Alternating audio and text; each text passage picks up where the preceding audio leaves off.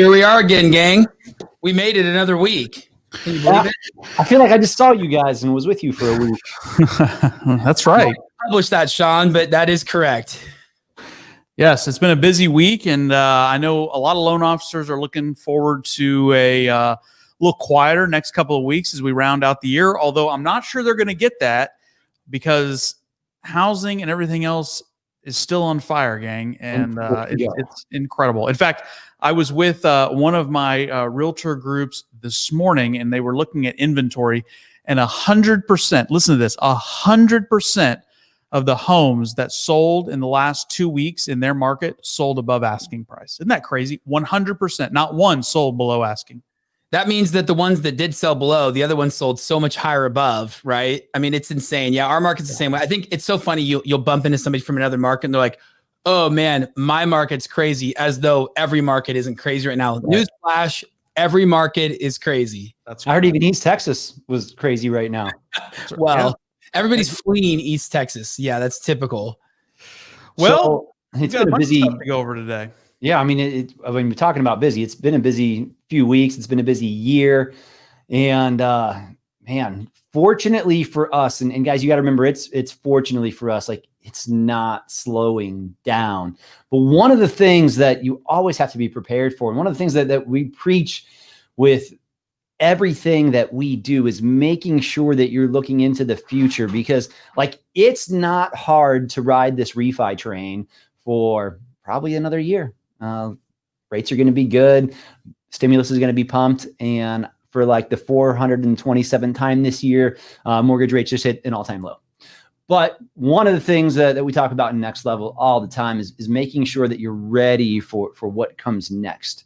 And I know, man, Shane, Kellen, when we've been talking to people and we're planning for 2020, putting our goals together, helping other people put their goals together, by the time like August came around, most people were like, dude, I closed more loans. I made more money. I did more volume than I already expected.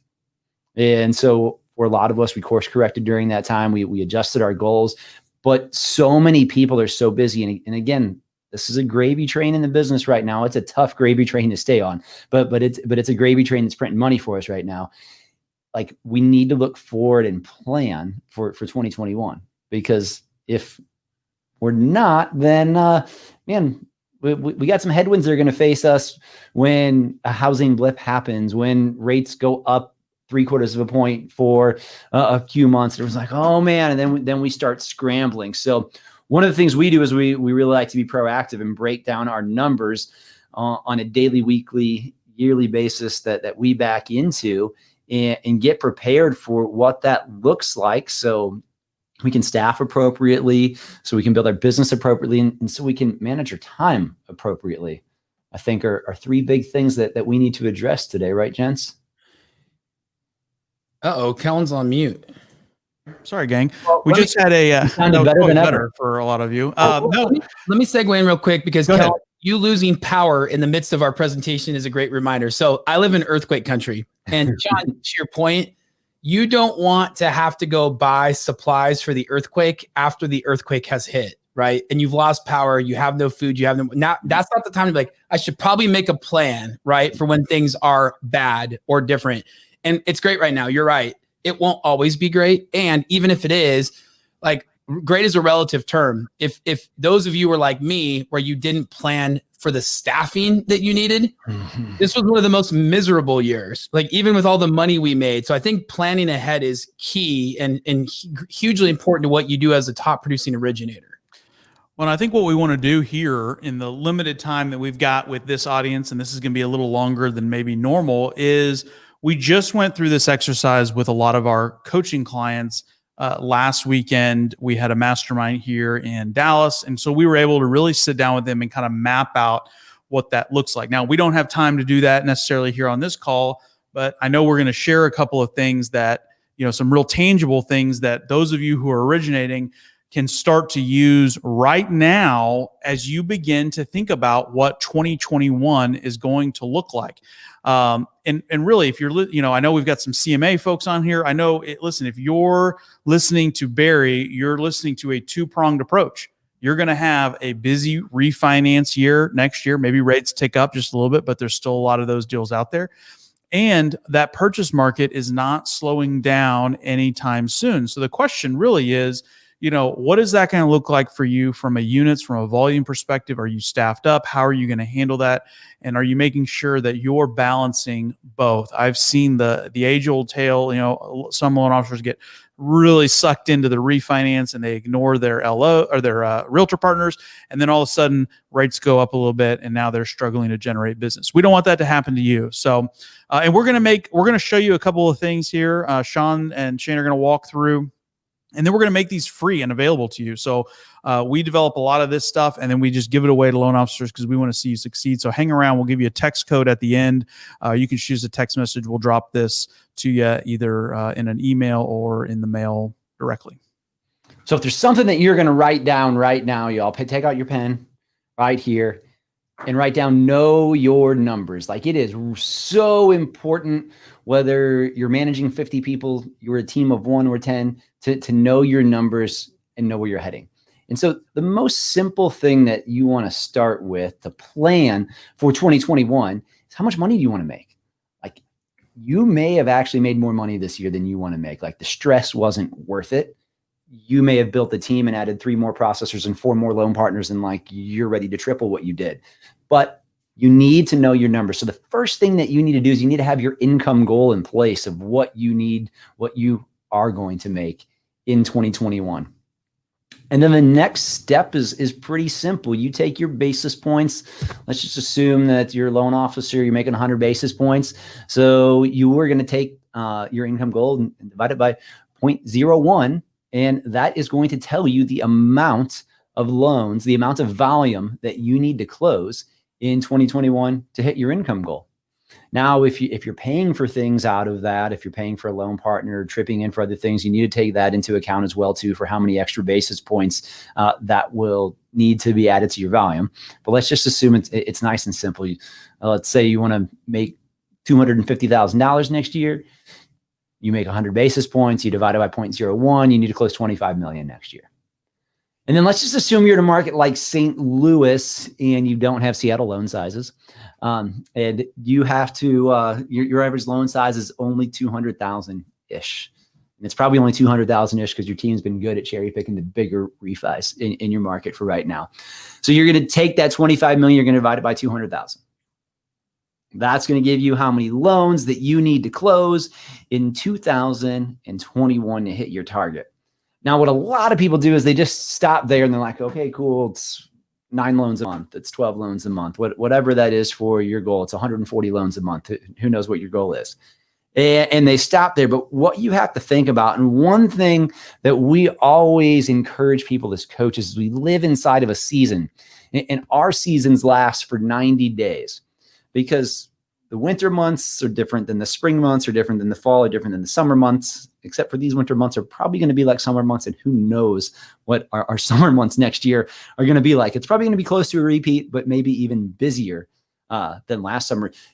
Telling Shane, I couldn't believe when Barry was presenting to our live audience at last Friday, and he was talking about $6 trillion in refis that still exist in this market. Still exist. I mean, only need like 10% of those, and I'm good to go. Yeah, I'll let you have 10. I'll take 9. I don't want to be greedy, but Right. yeah, it's incredible. I mean, and Shauna, to your point, I think, we can easily get overwhelmed by the big number, and we can get overwhelmed by the small number. Man, I have to close, like, oh my gosh, what do I have to do today? What do I have to do right now? And so pretty soon you start time blocking, and then every hour of your day is scripted, and you're actually not making money. You're just spending your time planning and tracking. So the 90-day season is key because there's a lot that goes on in 90 days, good and bad. And it's kind of the easiest way to average out yourself. My good month, my bad month, my average month, where did I sit? What did I need to do to get my number? And so when people will say, I don't need to know my numbers, like, I have never met somebody who has like gone more than their goal if they don't have a goal. So it's like, I'm just going to keep doing what I'm doing. And it's the old Jim Rohn, run the race runs you. This is just a key to that. So I think in our last few minutes, what I'd love to do, Sean, if you're cool with it, is look at step 7 and then show them a couple of tools to be able to really focus in on that. Yeah. So let's just talk real quick about the season. So as we were talking about the different months and how we break things down into 90 days, as you're adjusting your numbers, it's just not the same number of loans closed each month. You have to look at your market, your audience, the weather, however those things prevail in your world, and adjust on a 90-day and then break down on a monthly basis. Because what you're going to close in the next 30 days is not going to be affected by any of the activities that you do going forward. So the 60 days, maybe the 90 days for sure. And so as Shane goes into the activities that can affect this, you need to be real with where you're at. The other great thing about looking at this in 90-day increments versus 365-day increments is that it's easy to course correct. It's easy to adjust. Man, I was off this month. I need to close 2 extra loans next month to get there. So take it away, Shane. Yeah. So gang, like this annual goal worksheet is a part of a playbook. And that playbook for us is where we live and breathe every day. It helps us guide our week ahead. And so one of the things we've learned from one of our coaches is this philosophy around setting up your week for success. And so again, not that you have to time block your entire day, but what if you had kind of larger blocks of time? And I'm going through a book right now. They call them your rocks, these big things that you have to work on. And then you fill in pebbles around it. So there's a page on that. And then we get into your actual day. I think what's really important for me, I do this every day. I have a calendar I print out every morning on my desk. And it's not that every hour is scripted, but if you're going to close more volume in the future and you have and your current strategy is built for closing 3 or 4 loans, you're going to close 8, your strategy is not going to work. So being organized, being disciplined in your day, it's always like the guys and the gals who do the most business have the most discipline. You have to be. So your day is really built to help you have some daily discipline and to track your success. And at the bottom of this, it says, hey, did you accomplish your goal? At the end of the day, I know there were many months I'm coming home every day I just got kicked in the shin every day. The expectations that we thought, the bond market tanked, rates went crazy overnight. It's important to have small wins. So I think it's key to have that every day. And again, we're in the trenches like you guys every day. We built this based off on our personal experiences, which is really key. So here's where we get into the fun stuff. To hit that goal, especially if it's a larger goal than you had last year, it's maybe larger than 2020 and it's aggressive and you're going after it and you have a plan, you've got to really have some buckets where you spend your time. And we talk about this, and we actually talked about this at our event, Sean, is understanding your worth. What are you worth per hour? And once you know that number, if you're worth $1,000 an hour and you know that there's 3 activities that help you generate that, I and the postman are going to spend all of our time doing those activities. So the goal of the daily focus is to kind of go over the areas in our business where we know, and we've pulled hundreds of originators around the country to build this out. Where do they spend their time? For many of you, it might be calling people. For many of you, it might be doing text messages. I find text work better than calling. So I might focus my time on text messages, not phone calls. And then I'm tracking that. And so we've got these areas for you to start to track your activity in your day. Events right now, they may be all virtual. Well, for some of us, and we talked about this, I don't know about you, I'm getting a little burned out on the Zoom calls, right? But, I just got an envelope in the mail.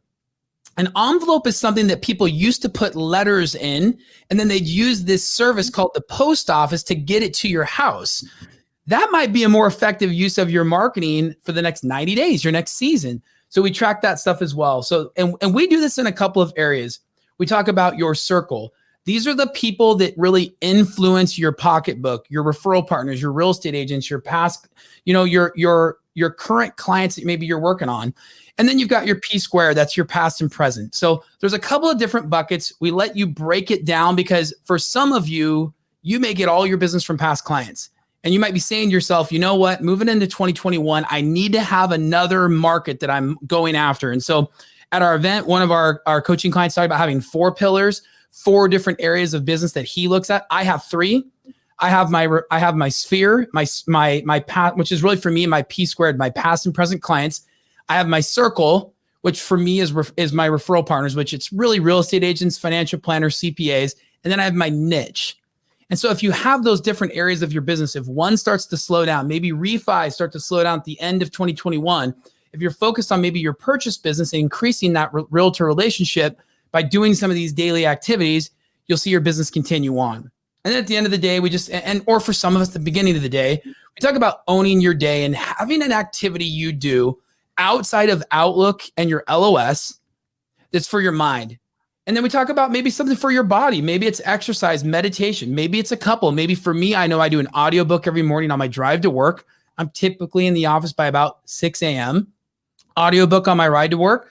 On the afternoons, I get on my Peloton. So for me, I might be checking 2 of those boxes. And at the end of the month, when you sit down and you go, I don't know how I got to my number, you can flip back those pages, see your success, sit down with your team and map out a plan for the future. Now, maybe after doing this for a couple months, you have a great month and then you have a crappy month and you're in the middle of that 90-day season. You might want to look back at your great month and your best day and your greatest month and say, what did I do that day that made me feel so successful? Oh, I made 37 text messages. I sent out 10 handwritten cards. I did 2 Zoom meetings.